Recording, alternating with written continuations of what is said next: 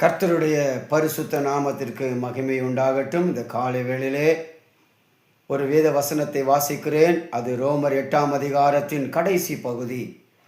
ஆவியின்படி நடக்கிறவர்கள் ஆவிக்குரியவைகளை சிந்திக்கிறார்கள் என்பதாக. எனக்கு அன்பான என் குடும்பத்தின் மக்களே, இந்த நாட்களில் யார் ஆவிக்குரியவர்கள் என்பதை நம்மால் அறிந்து கொள்ள முடியவில்லை. உலக மனிதர்களுக்கும் ஆவிக்குரிய பிள்ளைகளுக்கும் வித்தியாசத்தை காண முடியவில்லை. ரோமர் 8ஆம் அதிகாரம் 8வது வசனத்தை வாசித்து பாருங்கள். மாம்சத்திற்குட்பட்டவர்கள் தேவனுக்கு பிரியமாய் இருக்க மாட்டார்களாம். அப்படியானால் ஆவிக்குரியவர்கள் யார்?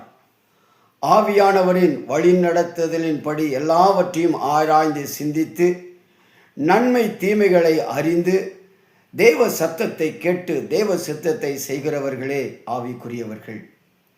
எது பரிசுத்தம், எது பாவம், எது ஆசீர்வாதம் என்று உணர்ந்து செயல்படுகிறவர்களே ஆவிக்குரியவர்கள்.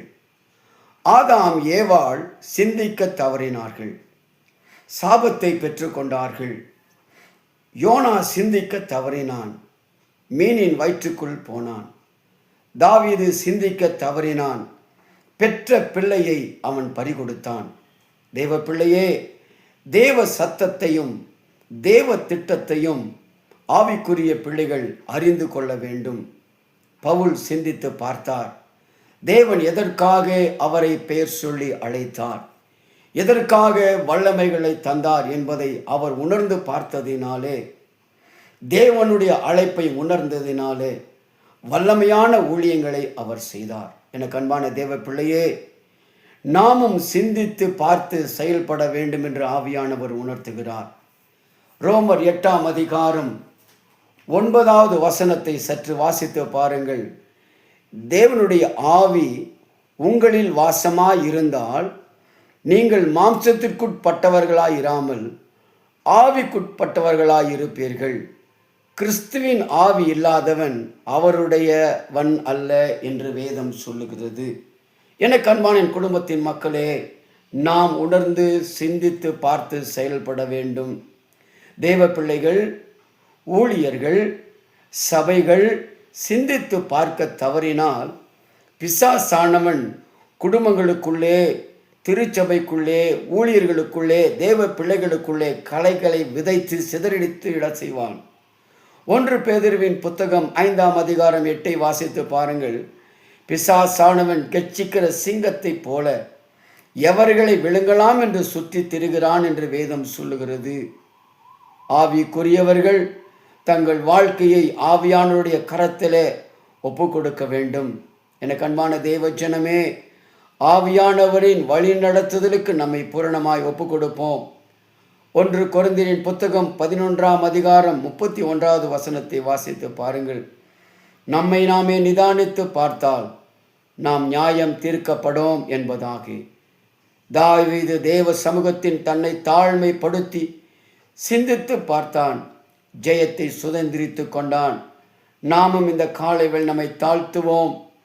ஜெப சிந்தையோடு தேவனை நோக்கி நாம் பார்ப்போம். ஆவிக்குட்பட்டவர்களாய் வாழ்ந்து காட்டுவோம். ஆசீர்வாதங்களை பெற்றுக்கொள்வதற்கு தேவன் நமக்கு கிருபை செய்யட்டும்.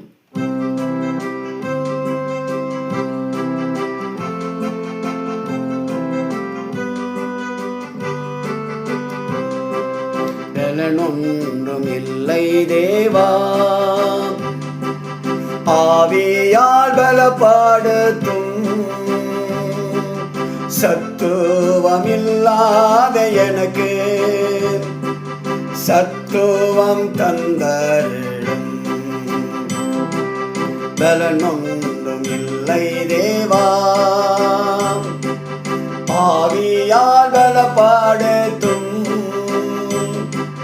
சத்துவமில்லாத எனக்கு சத்துவம் தந்தருளும்.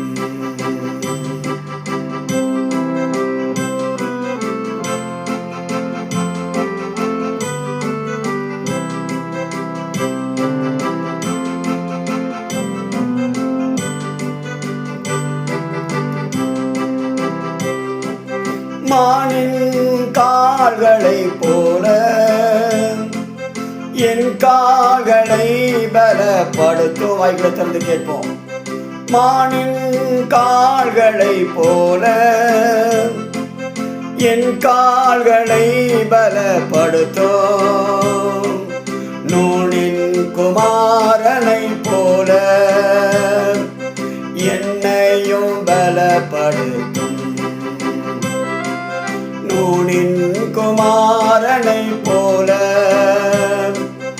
என்னையும் பலப்படுத்தும். பலனொன்றும் இல்லை தேவா, ஆவியால் பலப்படுத்தும்.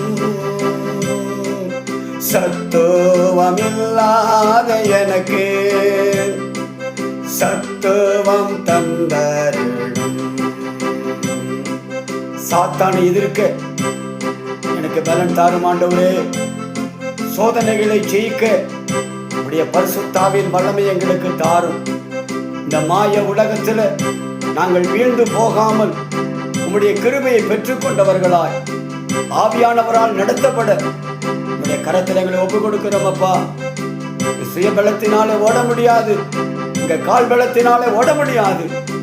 பரிசுத்தாவின் வல்லமையை எங்களுக்கு தந்து இந்த பூமியிலே ஆவிக்குரிய பிள்ளைகளாய் வாழ்ந்து எங்களுடைய ஓட்டத்தை முடிக்க என் ஆண்டவர் எங்களுக்கு கிருபை செய்ய வேண்டும் என்று சொல்லி நோக்கி நாங்கள் பார்த்து ஆராதிக்கிறோம். ஆண்டவரே, எங்களை பலப்படுத்தும் ராஜா, எங்களை உற்சாகப்படுத்தும். சாத்தானை ஜெயிக்க பலன் தாரும், சோதனை வெல்ல பலன் தாரும். சாத்தானை ஜெயிக்க பலன் தாரும், சோதனை ஜெயிக்க பலன் தாரும். மாய உலகத்தை வெறுக்க இயேசுவே கிருபை செய்யும். மாய உலகத்தை வெறுக்க இயேசுவே கிருபை செய்யும். பலனொன்றும் இல்லை தேவா, ஆவியால் பலப்படுத்தும். சத்துவமில்லாத எனக்கு சத்துவம் தந்தருளும். எங்கள் அதிகமாக நேசிக்கிற எங்கள் நல்ல அன்பின் பரலோகத்தின் தகப்பனே, ஆவியானவரால் நடத்தப்பட இந்த காலை வேளைகளை ஒப்புக் கொடுக்கிறோம். உலக மக்களைப் போல நாங்கள் வாழாதபடி ஆவிக்குரிய பிள்ளைகளாகி ஆவிக்குரிய கர்த்தருடைய சின்னமாக வாழ்ந்து காட்ட எங்களுக்கு உதவி செய்யும் ராஜா. இந்த காலை வேளைகளை குடும்பத்தை ஒப்புக் கொடுக்கிறது நாளுக்குரிய எல்லா நன்மைகள், ஆசீர்வாதங்கள், கிருபைகள், இரக்கங்கள், பாதுகாப்பு எல்லாவற்றையும் தந்தை ஆண்டவர் எங்களை வழி நடத்த வேண்டும் என்று சொல்லி இயேசுவின் நாமத்தினாலே ஜெபிக்கிற ஜீவனுள்ள தகப்பனே, ஆமேன் ஆமேன். கர்த்தர் உங்கள் யாவரையும் ஆசீர்வதிப்பாராக.